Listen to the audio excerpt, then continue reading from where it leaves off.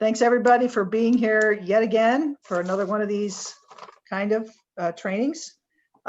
Just a couple announcements before we get going with our stuff. This is our last official class in the sequence of classes that we set up, and it's not the end of training.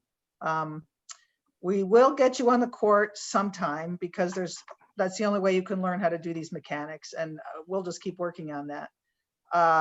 December 22nd, that's next Tuesday. I emailed all you guys about a talk that one of our members is going to give on his officiating journey.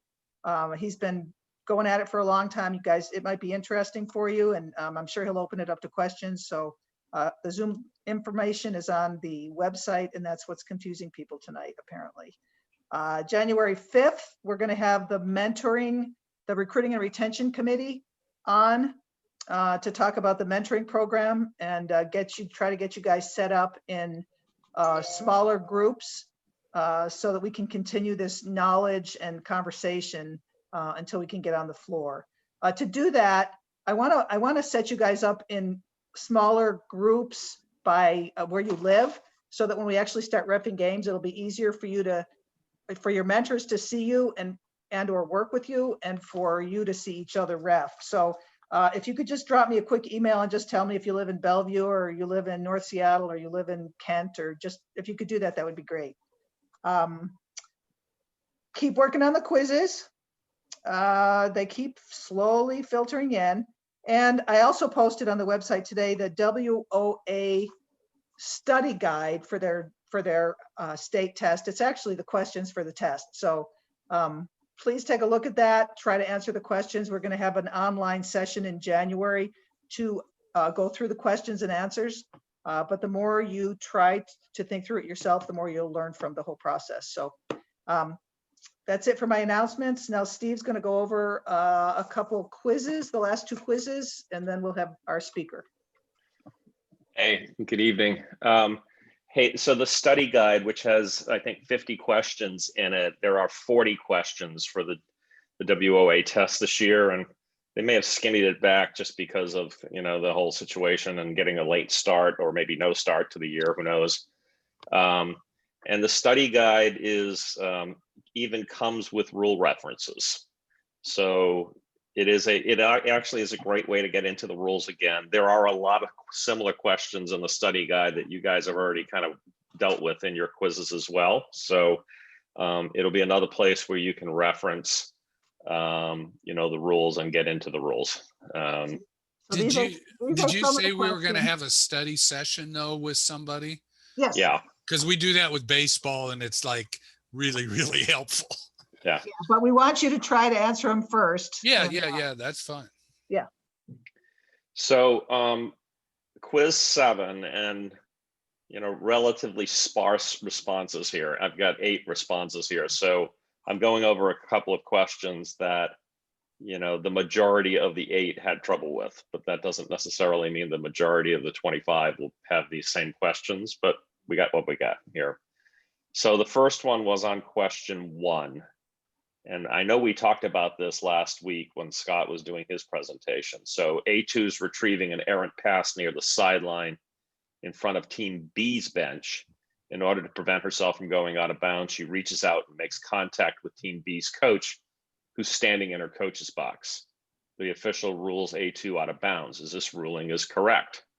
And the answer is no. So if you can touch a person out of bounds, you can't touch an inanimate object out of bounds. And that's rule 7.1.1 on that. I frankly have actually never seen that play, but it'll probably happen to me the next time I'm out on the floor. I have a question on that. Yep. So I know, rule 7.1.1. I read that and it said you can touch a person out of bounds unless it's to gain an advantage. And now this person was falling out of bounds, and so she used it as her advantage to grab onto this coach. Where does it say that in 7.1.1? Let's see. Maybe I read it wrong, but that's where I remember seeing that 7.1. It says a player is out of bounds when he or she touches the floor or any object other than a player person on or outside a boundary. Where did I read that then? I don't know. I'll have to look for that. You know, I we were remember talking reading about that. this last week, and I think maybe the conversation might, and the rule book might have merged, and maybe that's where you got that. Perhaps, yeah. No, if I find it, I'll shoot it over to you. Okay. Okay. I think it was and that- Article 2. Article 2, the ball I is think out of he- bounds. I think he was When it considering himself with a ball. Well, yeah, okay. All right, so the other question is number 5, which is on a jump ball to start the overtime period between A5 and B5. The ball's tipped toward the sidelines where it's simultaneously touched by A1 and B4 and goes out of bounds. The official directs A5 and B5 to jump again, and is this ruling correct? And the answer to that is no.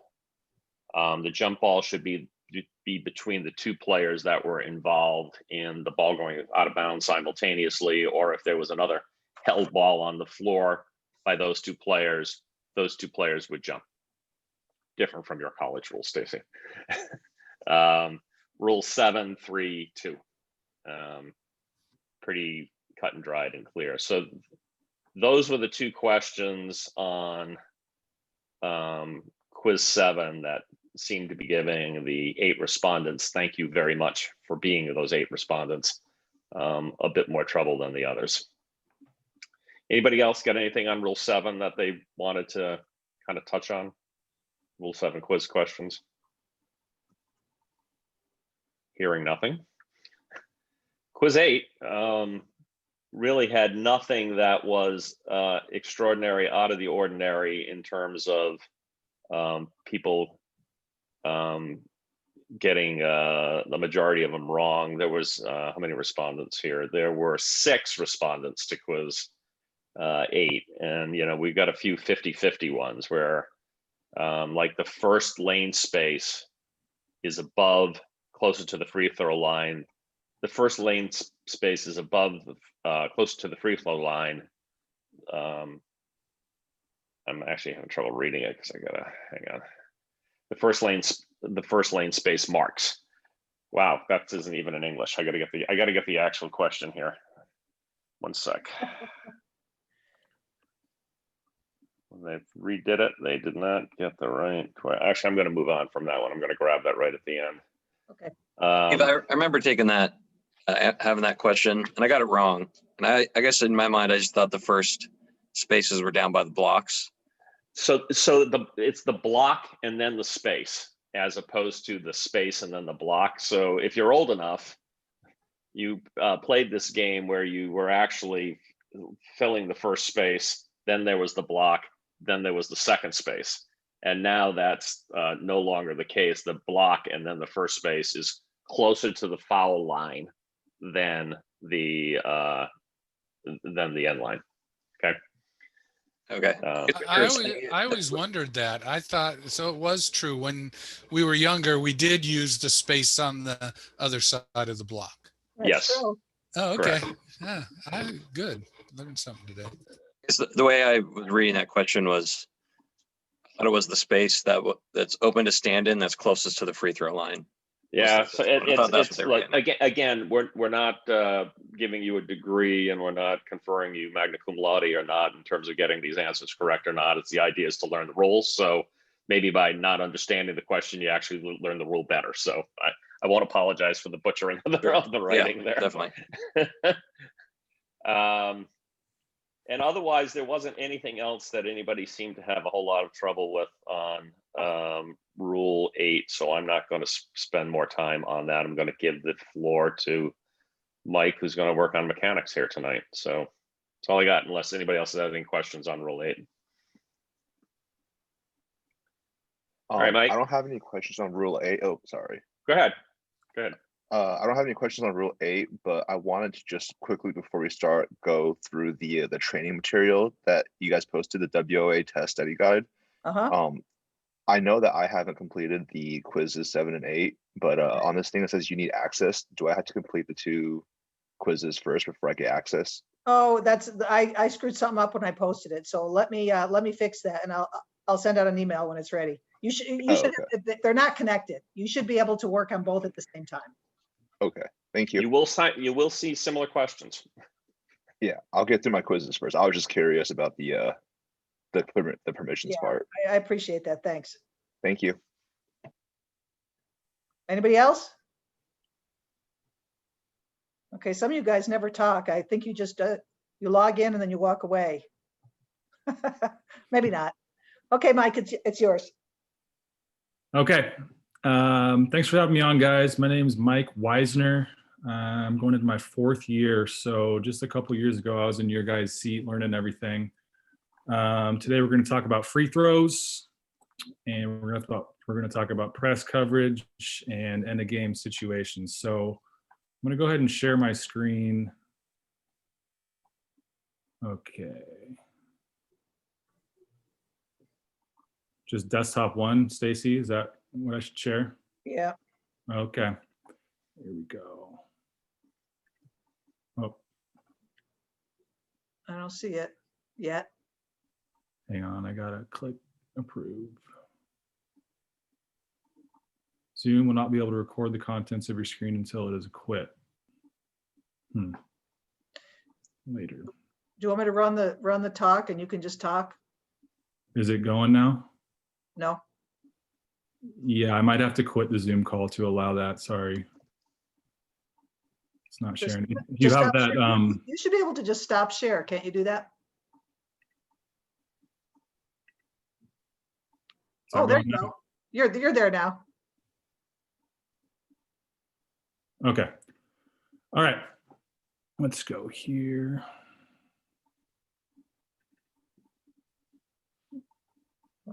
Click Hang on- on. Up on the upper right, it says present. There we There go. we go. There we go. Okay, I'm gonna hop around a little bit because I got some clips that are outside the presentation. So when it comes to free throws, guys, we shoot free throws when there is 17 fouls in the first half, and also that resets at halftime, so 17 fouls in the second half. For 2-man, we're gonna line up the lead. Here's a little diagram you guys can look at. L for lead. We're going to be off the court. And we're going to be facing in towards the players. And what we're looking at here is the lead, this red, these red arrows, that's where we're going to look. So we're going to peek at this X player right here and also across the lane. Now this is before the shot is taken. So we're looking for anyone stepping in early, any contact that's being made.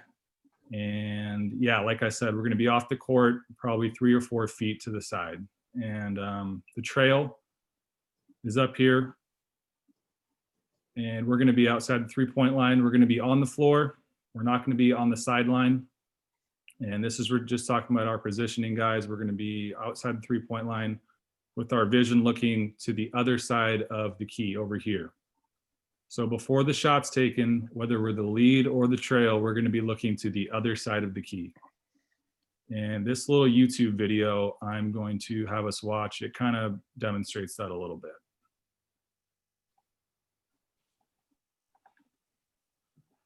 So I'm going to pause it real quick. This guy down here, the lead, he's in the wrong position. That's the only thing bad about this video. He should be down here where the M is on the end line, okay? So now we're talking about the trail. That's who the trail's eyes are going to be on. The free throw shooter and these 2 players across the lane and anybody else that's outside the 3-point line. And basically we're just looking for anyone stepping in early or any fouls that will be committed before the shot, but you likely won't have any fouls. So just for anyone stepping in early.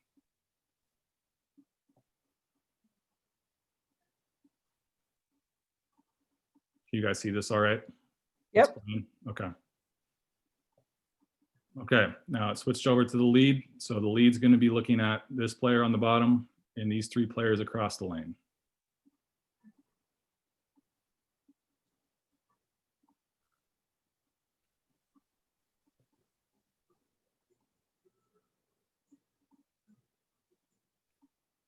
So now the video says what I just said about the lead's positioning, how they should be off the court. And like everything we do, we want to be able to see all 10 players that are on the court and our partner at all times. So get a nice wide look, but make sure you can see across the key right here from both positions.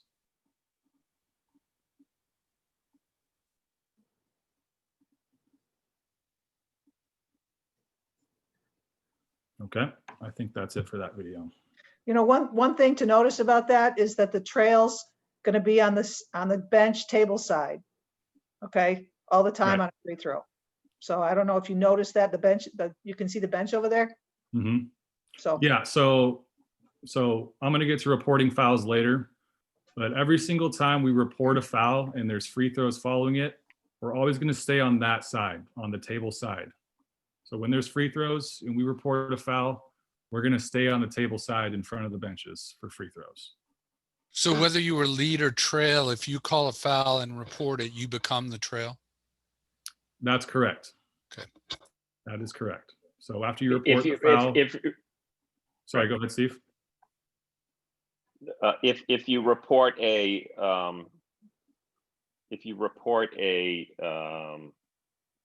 no, never mind. I was about to say something incorrect.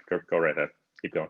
Yeah, there is some instances where when it's a non-shooting foul, where you'll go down the court, but for all free throw situations, after you report the foul, you'll stay as trail on table side, and the lead will be on the opposite side. Okay.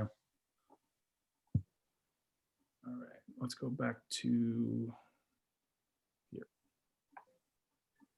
So yeah, 17 fouls is 1-1, and 10 team fouls, we're going to shoot 2 shots. So, well, I'm going to get to the reporting area and reporting fouls later. But basically, after the foul is reported, the new lead who's administering the free throws is going to wait for the person to finish reporting the fouls. We're going to wait for the partner to finish. And then as the lead, we're going to make sure everyone's set. Okay, so we're going to make sure that the defense is on the first 2 spots here at the bottom. And then the offense if they want it, and then the defense if they want it in the following 2 spots. We need to make sure there's always these two bottom spots are filled for free throws, okay? And what we do is for 1-and-1, we're always gonna bounce the ball. Yeah, we're gonna stand underneath the hoop when we're throwing the ball to the free throw shooter. And for 2 shots, we're gonna go like this and just put 2 up. And I like to put my hand sideways, guys. So I'm gonna go from this look. And all we're gonna say is 1, 2, or 3, depending on the number of shots we're gonna take, okay? So usually it's 2 shots after a foul. So after our partner reports, blue 24, push, 2 shots. Now the lead has the ball underneath the hoop. We're gonna say 2. And we're gonna bounce past the ball to the free throw shooter. Sometimes you'll see on TV, some of these guys look cool and they're slinging it with one hand all the way across the key. We're just going to be nice and controlled underneath the hoop. 1, 2, or 3, depending on how many shots. And we're going to do a nice bounce pass, a firm bounce pass to the shooter. Hey, Mike, do you want to say why you do your fingers sideways instead of front ways? Basically, so both the players on each side can see, and it's for the benches as well. Okay. Thank you. So the coach, the people in the stands, people on the bench, and the players out there have a nice, loud, firm voice when you say this. I don't think we need to shout, but definitely want to make our voice be heard and be firm. And yeah, don't need to say 2 shots. Don't need to say hold your spots, wait for the release. Don't need to do any of that. Just say 1, 2, or 3, and a firm bounce pass to the shooter. All right. So can I Mike, just for one more second on free throws and lead in particular. Mm-hmm. It's a place that is, it's a place where you can show your control of the game, in terms of being, firmly in the middle of the lane, making sharp call, making a sharp bounce pass, mm-hmm. making sure that you have control of the situation. The other thing is it's a time, particularly when you're waiting for your partner to finish reporting, when you've gotten the players lined up along the lane line, it's a time where you have a chance to talk to players. If you have a point that you need to make, not a big social gathering along the line, but hey, 22, you're spending a little bit too much time in the lane, just watch it. Or hey, watch those elbows when you're kind of posting up down low or something along those lines. It's just a place where you're going to have a little bit of time to be able to communicate with the players. So it's just think about that. You're probably not going to be really comfortable doing that in your first game or your first month, but it's something that you'll get more comfortable with as you go along. Definitely. And for a lot of you guys, when you start out, you're going to be doing some lower games, maybe some kids. And in those situations, you might have to tell them, you know, where to line up. And I think that could be a good time to tell them, you know, talk to them as well. But yeah, to Steve's point, once our trail's reporting the foul, we don't want to be throwing the ball to the free throw shooter and have, you know, two things happening at once. We want to be organized, and yeah, definitely that's a chance to talk to the players. And yeah, once the free throw shooter receives the ball from the lead, as trail back here, we're going to do a 10-second count. So it's a violation if they, you know, hold the ball for longer than 10 seconds at the free throw line. And basically what we'll do to count, it's not going to be like that for a count. It's just going to be a hand at our side. I'll stand up, hand at our side, and we're going to count like this, just 1, 2, 3, etc. And that's just a way that everyone can see that we're counting. We don't count in our head. You know, we still do a mechanic, and we count by our side with our hand. Okay. All right. Any questions so far on where to line up and where to have our eyes eyes before the shot's taken? Perfect. So after the shot is taken, when the shot goes up, our eyes go from looking across the paint to the paint on our side, okay? So it's a little bit confusing. So before the shot, we're gonna look across at those three players. When the shot goes up, we're gonna referee the players right in front of us. And we're looking for fouls, we're looking for rebounding, we're looking for people, you know, hitting the ball out of bounds. That's what we're looking at. Trail, you're going to look at these players and the free throw shooter, okay? All right. And this is just maybe something we don't need to go too far in depth with, but when the ball goes up, we need to have our eyes on the players and not looking at the ball in the air, because if we're looking at the ball, we're not going to see what's going on with the players, okay? And as the trail, when the ball goes up, if it's one shot or it's the second shot, when there's two shots, we're going to put our hand up because we're going to be the ones starting the clock, okay? So the trail, after the shot goes up, we're going to put our hand up. If he misses the shot or she misses the shot and someone rebounds, then we're going to chop and enter and start the clock, okay? Anybody want to tell us when the clock starts? When the ball hits the rim after it hits the rim or misses. Anybody else got another guess? When it touches a person. Yeah, when it touches a player, I thought. That's correct. Right. When it touches a player. If the ball goes through the net, you can put your hand down and the lead will be in charge of chopping in the clock once the ball's inbounded off the end line, okay? All right. Now, They won't take that as starting the clock? No, you don't need to chop it if it goes through. Just put your hand down to your side. Okay. And they shouldn't start it because the ball went through, but you never know. So just it's always safe to grab a sneak peek of the clock whenever you can. One more mechanic, guys. So if there is a free throw violation, if it's on the shooting team, so whether it's on the shooter, someone out on the 3-point line, or one of these other O's, if they step in early, we're going to blow our whistle and put our hand up, lane violation, and we're going to go the other way. Pretty self-explanatory. But if it's on the defense, one of these X's, if they step in early, we're just going to stick our arm out to the side like this, okay? That signals that there's a lane violation, but we're going to wait and see what happens to the shot. If the shot goes in, we're going to count the free throw, and there's not going to be a violation. If the shot's missed and we have our hand out because one of these X's stepped in early, blow our whistle, call lane violation, and we're going to reshoot that shot. Okay? So I have Any a question questions for you there? guys. I have a question for you guys. If it's a 1-and-1, the first shot could potentially be the last shot, right? If he misses. So if he shoots, if there's a lane violation on the first shot of a 1-and-1, and we're going to reshoot, how many free throws does the free throw shooter have? Connor, Can you ask that again? Sorry. yeah, if we're shooting a 1-and-1 and there's a violation by the defense on the first shot and the shot's missed, how many shots does the free throw shooter have left? Aren't you reshooting the first one? So it would still be 1-and-1? Correct. Okay. People somehow lose track of that 1-and-1 thing and just give them another shot and think it's done. They get to redo the whole thing. Right. But if he made that one, and even if there was a lane violation and they made it, if the basket went in, then he'd get one more. Correct. That's it. Right.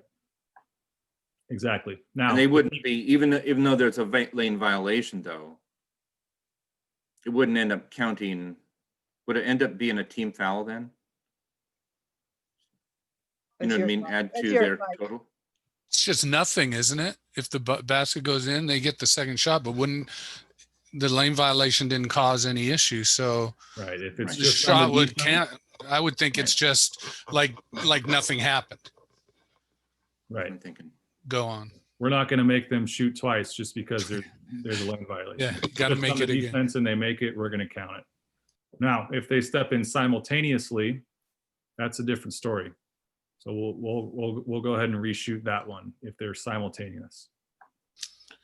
If it's the offense that creates the lane violation and the shot is missed, you just go on. Do you call the violation, stop play, and then have them throw it in, or do they just go on like a miss? There's an offensive free throw violation, either by the shooter, any offensive player that's outside the arc or the inside. We are going to blow our whistle immediately. Okay. And that's a violation. And then the defense will get the ball underneath the hoop for a spot throw and going the other way. Gotcha. Okay. We don't put our arm out for an offensive violation because frankly, the shot doesn't matter because it's an offensive violation and the defense will get the ball.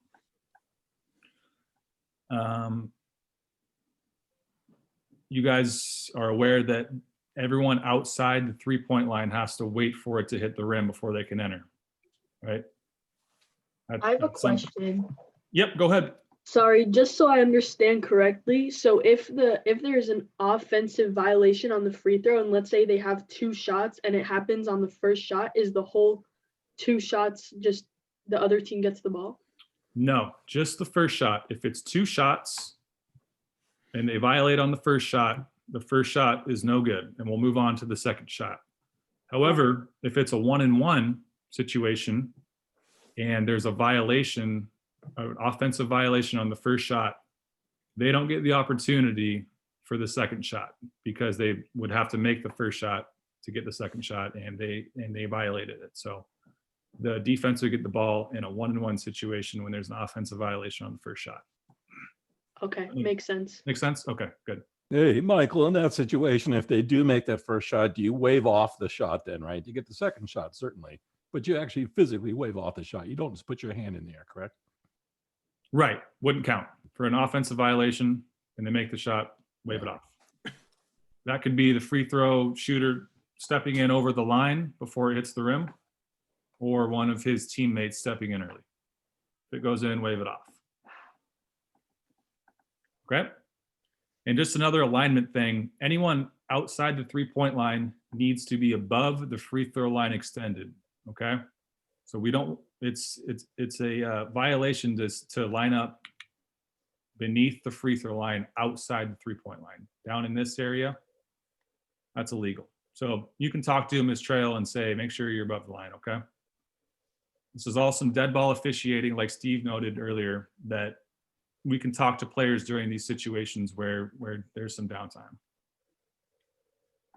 Okay. All right. All right, let's go to reporting fouls. Real quick, Yeah. if you have a guy below that line and you tell them to back up, there's no technical or no foul or violation. But if they come in later, then there's a violation, right? So you can tell someone, hey, you can't be there and move them back before giving the player the ball, I guess.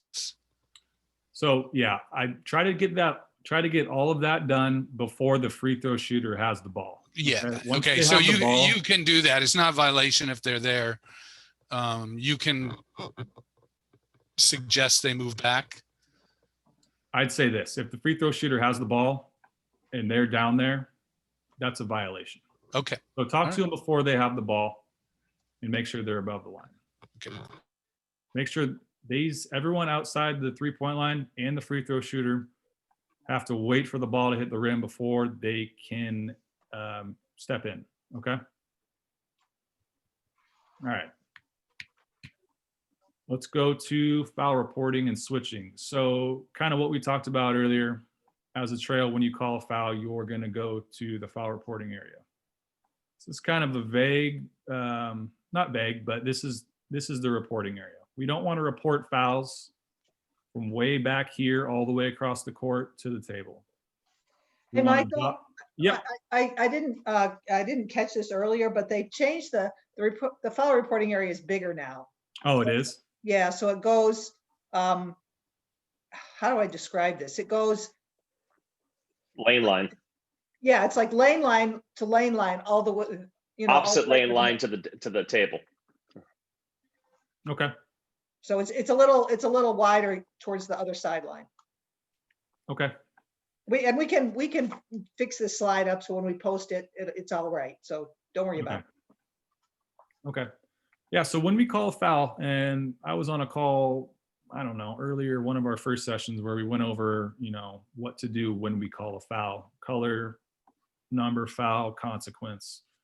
So once we do that on the spot, we're going to take a second, and then we're going to jog to the foul reporting area and redo that whole sequence for the table, the person keeping the book. It's a good idea, guys, especially when you're new, to not get too close, but be somewhat close to the book, okay? And that's just so they can hear you. And a lot of these people that are taking book, they may be inexperienced, so you want to make sure that they get the right information about who the foul's on and what we have next, okay?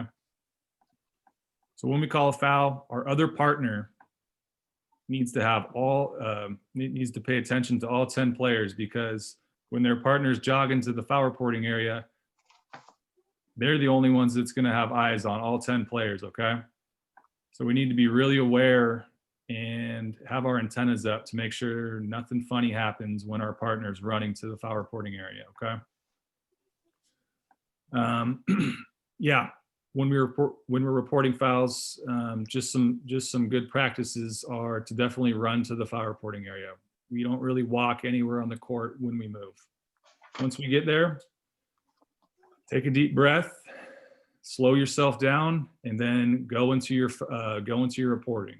White 24, push, falls out of bounds on the side. We can get caught up and we can get sped up and we can, kind of fumble through, go through our reporting and move on. And the person taking the book at the table might not know what we said. And they might, tell us a couple possessions later, who was that last foul on? And you might not remember. So it's a good idea just to slow down, use a loud voice, and be clear, be concise when we're reporting fouls. All right, I got a YouTube video here. Let's see. All right. I thought this was a good video, so let's check this out. He has a lot of good ones. There we go.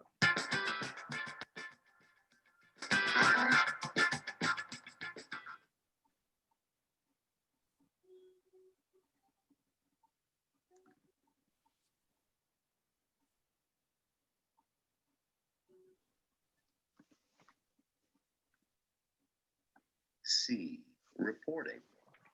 1. report to the table before addressing questions from either coach. 2, if the situation necessitates a discussion with the other officials, have the discussion before reporting to the table so that the correct call and information is conveyed to the table. 3, the calling official informs the scorer by moving around players and proceeding quickly to the reporting area. Diagram 2-23. Do not run through players. Going to any portion of the reporting area and saving steps is permissible.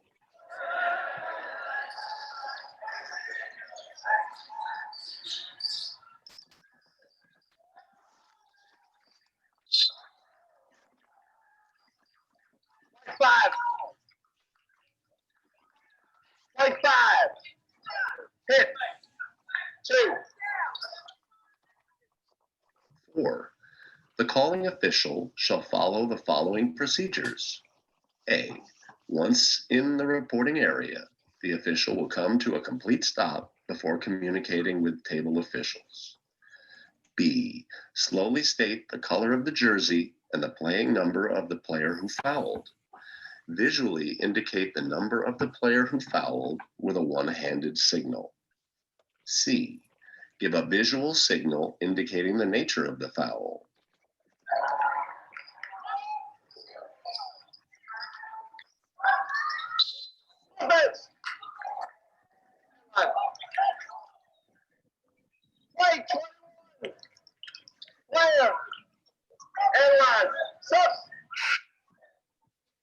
D. If player control or team control, use the appropriate player or team control foul signal, and only if necessary, the additional foul signal to communicate the type of foul. E. If free throws are to be attempted, indicate the number of throws awarded by using only one hand or two hands in the case of a one-on-one situation. F. Observe activity around each team's bench and penalize when necessary. 9. Complete all communication with the table before admitting a substitute or acknowledging a request for timeout.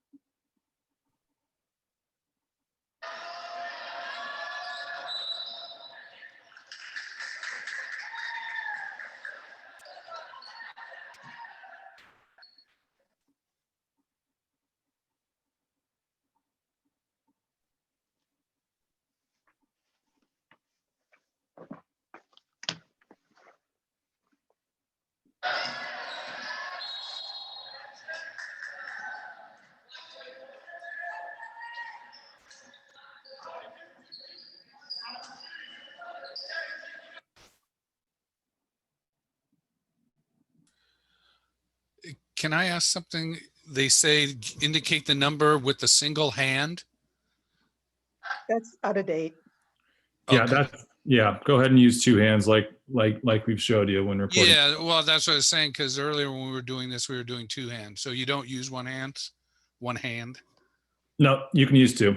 Okay.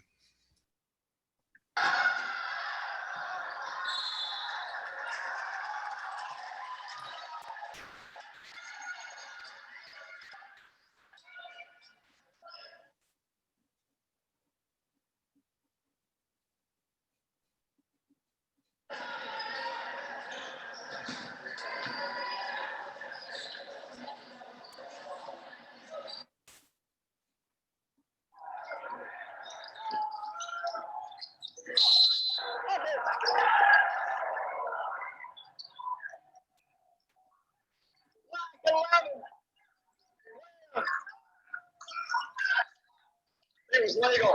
It is legal.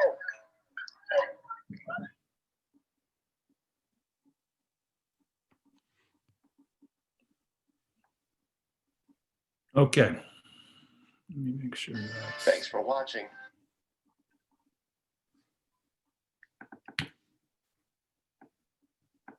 Okay. We're going to, after that, we're going to talk about switching. So just going back to reporting fouls, there was a couple clips in there where we saw some walking and reporting. Definitely want to come to a complete stop and come to a complete stop when we're reporting. One other thing, there was a couple where there was players walking in front of the reporting official. Go ahead and wait for all players to get out of your line of sight to the table when you report fouls, just so you can have a clear conversation with the table. So next we're going to talk about switching. We're going to switch on all foul calls, all non-shooting foul calls in two-man officiating, okay? So like I said earlier, for shooting fouls, whenever there's free throws, the calling official will be the new trail. And after they report, they will stay there. Let's see. Oh, I had some videos about switching I think will be good for us. Okay. Let's just take a look at table side lead foul rulings going table side lead. Okay, these videos just show different scenarios when you're at table side lead or table side trail, and we're going to report fouls, and then it'll just show you what positions to take. And basically you're just switching positions with the calling official. Rules foul followed by a throw-in in the front court. The table side lead rules foul moves to the reporting area. It's frozen. Reports the foul and becomes the new trail opposite. Yeah, the video's frozen for some reason. Trail becomes. All right, let's try it again. Let's try this one. Table side trail foul rulings going opposite the table. Table side trail rules foul followed by a throw-in in the front court. The table side trail rules foul moves to the reporting area. Reports the foul and becomes the opposite side lead. The opposite side lead becomes a table side trail and handles the throw-in. Do you guys see that? When he called a foul, he said what the foul is, and he pointed here, like we're going to inbound the ball here. That tells your partner where to move when they switch. Table side trail rules foul followed by free throws in the front court. The table side trail rules foul moves to the reporting area. Reports the foul and becomes the table side lead and handles the free throws.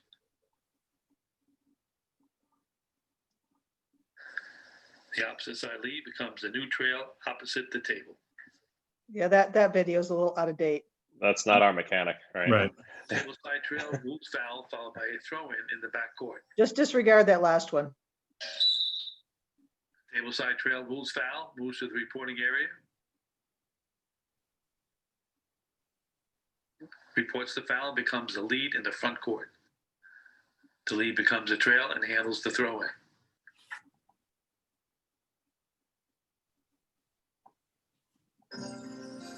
Table side trail rules foul followed by free throws in the backcourt. Table side trail rules foul moves to the reporting area. Reports the foul and will become opposite side trail. They'll become table side trail, but The opposite side lead will become the new table side lead and handle the free throws. Right. Yeah, so for those, when there's free throws, in two of those clips, they were going to the other side, opposite the table. For our mechanics, we'll stay table side after we report a foul and there's free throws. So Michael, in terms of simplifying the switching thing from our mechanics, we basically switch on all reported fouls, except if you call a foul as the trail and you're shooting free throws in the front court.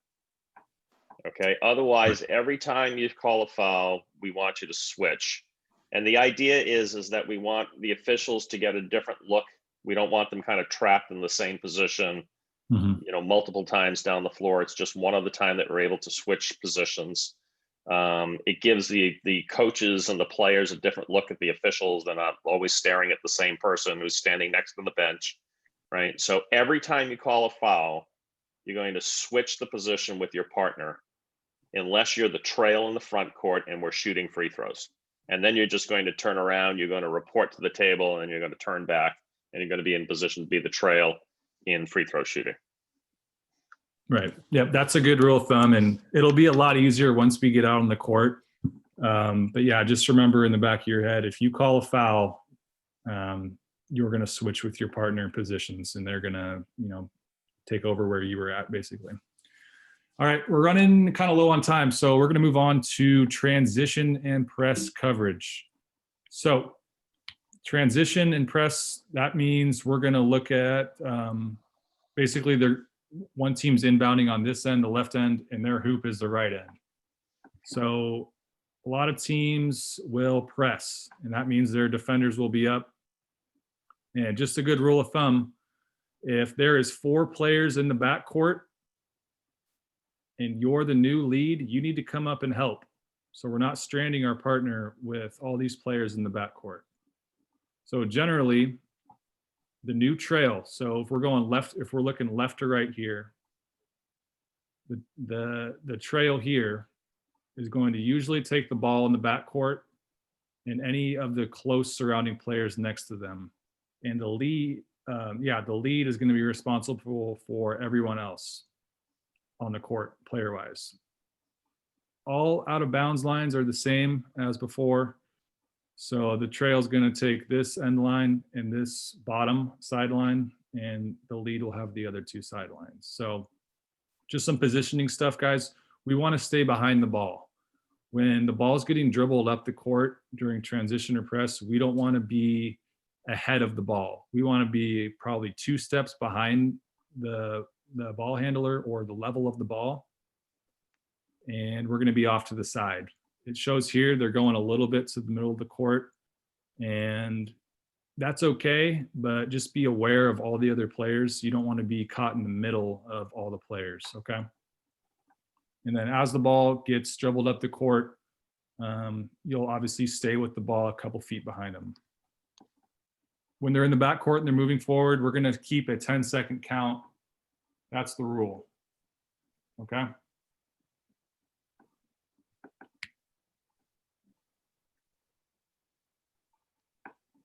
For lead, when there's in a setup like this, we want to make sure we're close to the action. So I'm looking at this player, this L down here at midcourt, okay? We're not going to strand our partner and be all the way on the opposite end line and have them be responsible for all these players. So we need to come back and help out with covering some of these players. The trail is going to be looking primarily on the ball and any defenders near the ball handler. And generally the new lead will have everyone else. And you can kind of look around and decide who the competitive matchup is. If these 5s, if they're 5 feet away from each other and they're not really doing anything, you can kind of keep them in the corner of your eye. We don't need to be staring at them. We can look for something a little bit more competitive that might need a whistle from us, okay? All right, I'm gonna skip ahead in this YouTube video, and it just shows.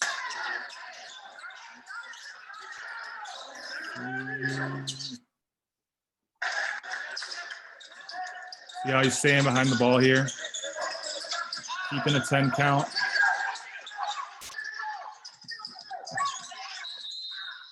The only thing I would have liked to see better there is once the ball gets stolen, this referee working towards the end line. So he has vision of all 10 players and not just 2 of them when he looks this way. Let's watch a few more clips.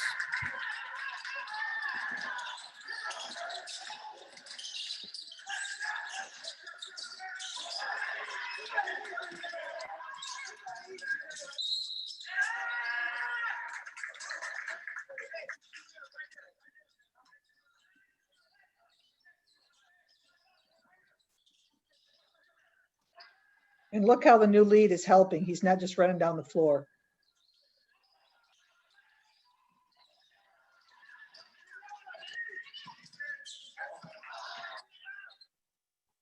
Okay. That's good for now. Any questions on, I guess, where to stand or what we're looking at on any press or transition? I have a question. Yep, go ahead.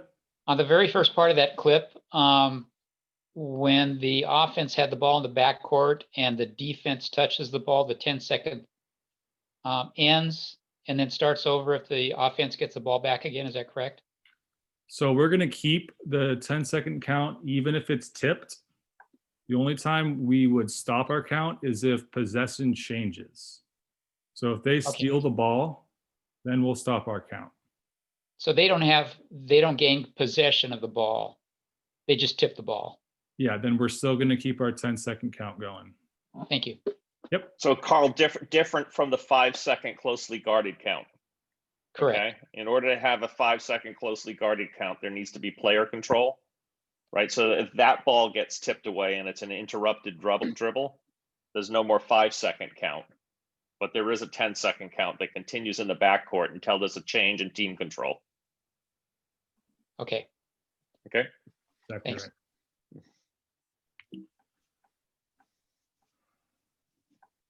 Okay, just real quickly, we'll talk about the end of the quarter or end of the game. So generally the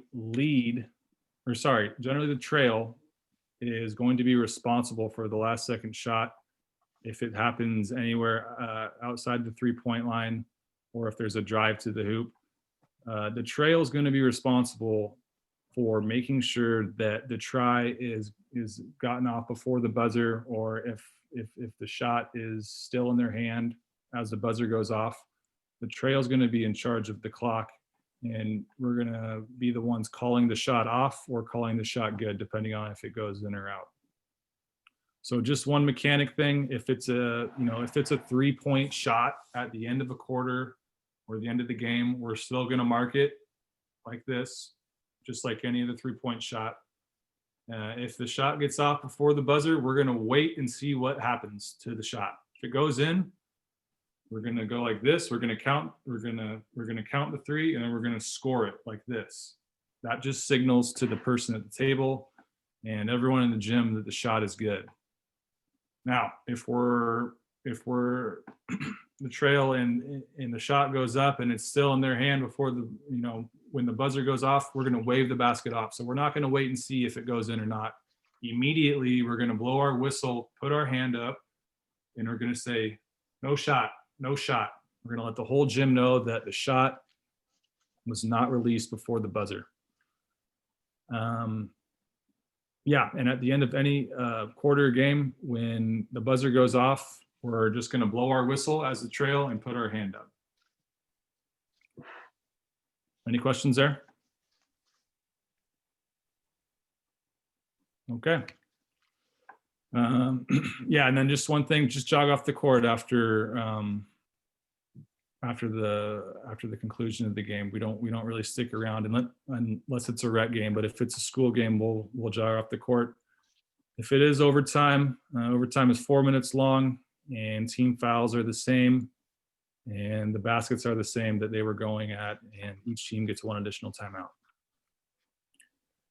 Any questions there, guys? Real quick, because I think I missed this. They get one additional to whatever they had left over. Correct. Yeah. Okay. Because it's part of the fourth quarter. Yeah. Right. The overtime periods are considered part of the fourth quarter. Okay. Another question? Yep, go ahead. So at the end of the game, the refs do not check with the scorers table before going off the court? No, I don't. Okay. That's one of those things. I think it's just a matter of style. I know. I typically just look over at the scorers table and look for a thumbs up. But I'll mention that to them before the start of the game. Okay, just to make sure the book and everything is okay. But I don't think that's a requirement. That's just one of the things I want to do.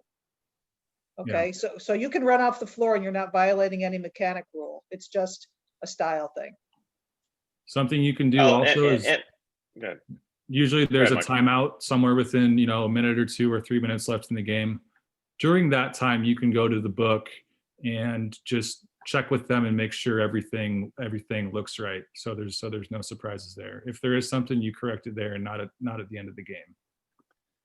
But the key at the end of the game is if you glance at the scorers table and they've got their heads down and they're just kind of saying goodbye to each other, you're good. You don't necessarily have to have a thumbs up, but if they're like standing up and waving at you, it is a nice preventative act to just take a quick glance over before you get off the floor, because it's better than you're in the locker room and you get a knock on the door and you say, oh, by the way, the scoreboard was wrong, blah, blah, blah. It's right.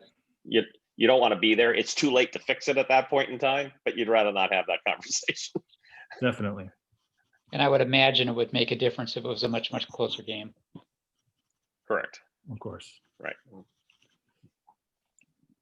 Well, that's all I got for you guys. Unless Stacy, you want me to touch on anything else right now?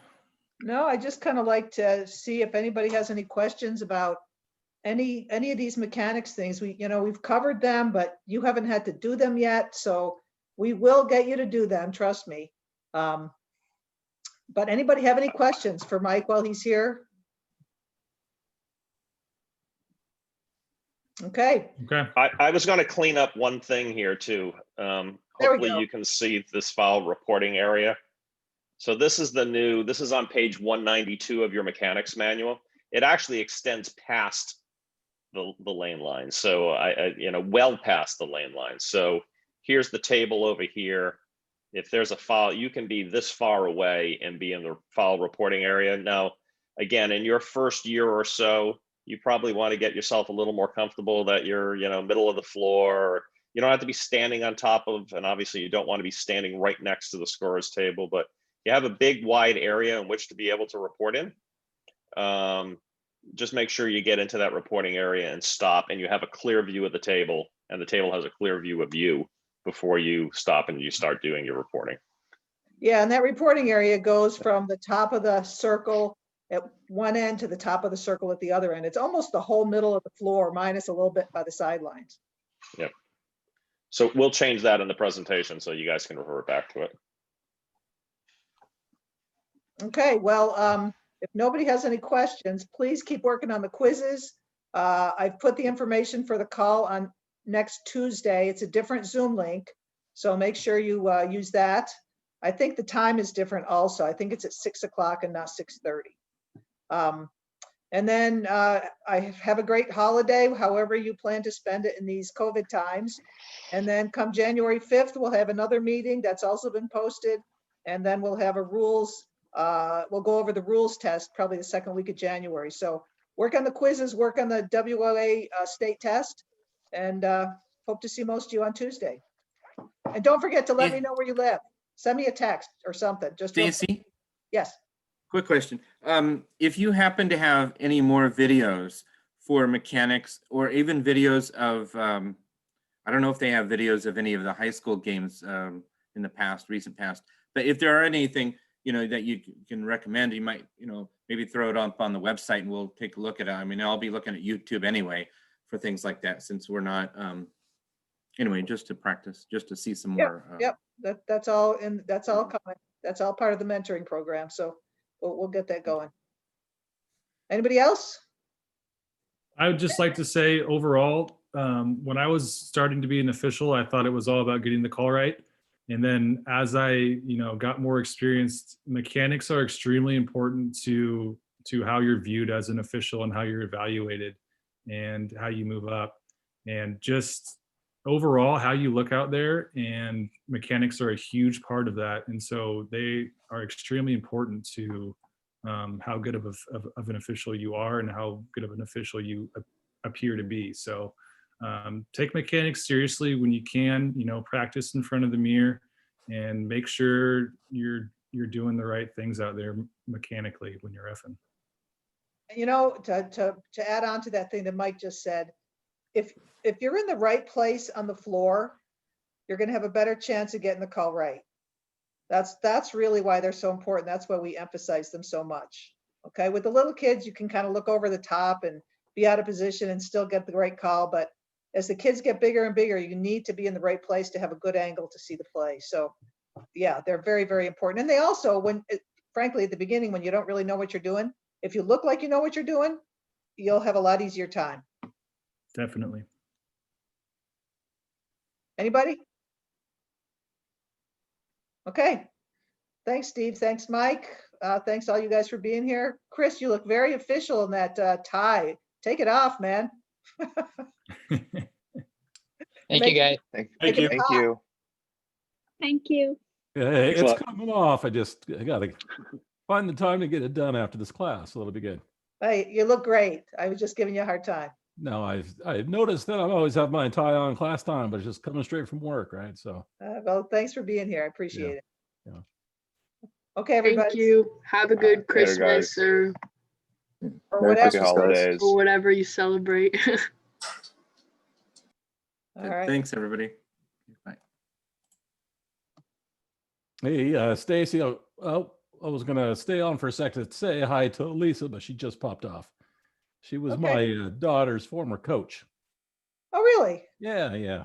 She coached her soccer team when she was probably 8 or 9.